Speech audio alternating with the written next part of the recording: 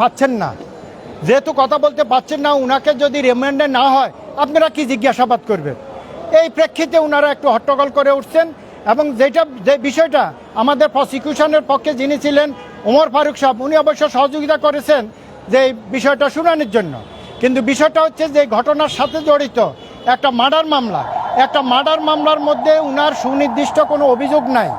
তাছাড়া এখানে বলা হয়েছে যে তৎকালীন ডিসির নেতৃত্বে এই হত্যাকাণ্ডটা জড়িত। তখন বলা হয়েছে যে সেই ডিসির যেহেতু এজারা আছে, ডিসির নেতৃত্বে হত্যাকাণ্ডে জড়িত, সেখানে আমার কথা তো ওখানে বলা নাই, সুতরাং সুনির্দিষ্ট কোনো অভিযোগ নাই।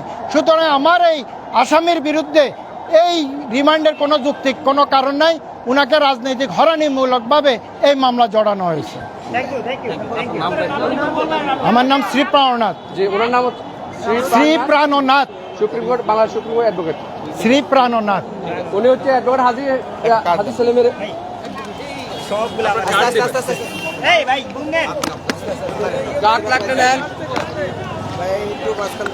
একটু দাঁড়াবেন, আমরা ছবি নিয়ে নিই। হ্যাঁ না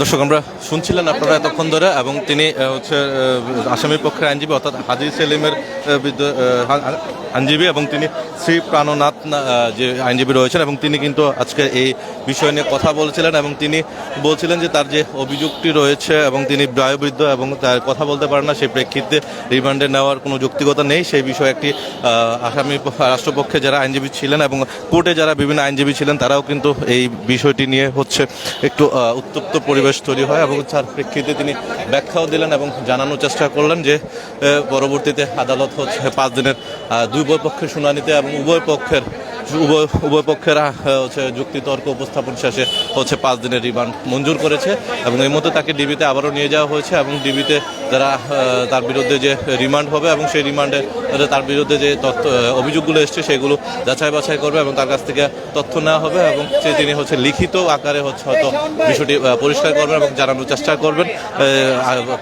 পুলিশ কর্মকর্তাদের।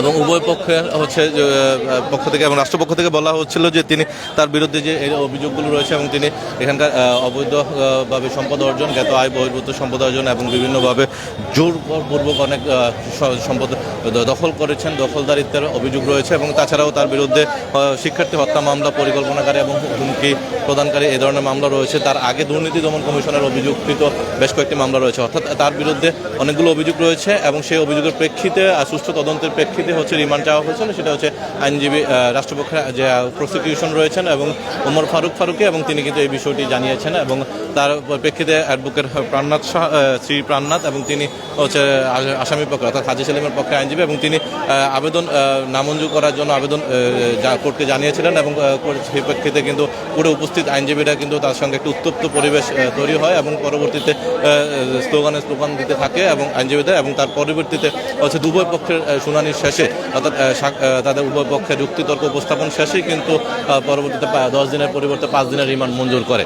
এবং এই হচ্ছে হাজি সেলিমের প্রেক্ষিতে হাজি সেলিমের আইনজীবীর বলা যে বক্তব্যগুলো রয়েছে, এবং সেই বক্তব্যটা আপনাদেরকে জানানোর চেষ্টা করছিলাম, এবং সিএমএম কোর্ট থেকে হাজি সেলিমকে কেন্দ্র করে আজকে সিএমএম কোর্টের সর্বশেষ তথ্য আপনাদেরকে উপস্থাপন করার চেষ্টা করছি।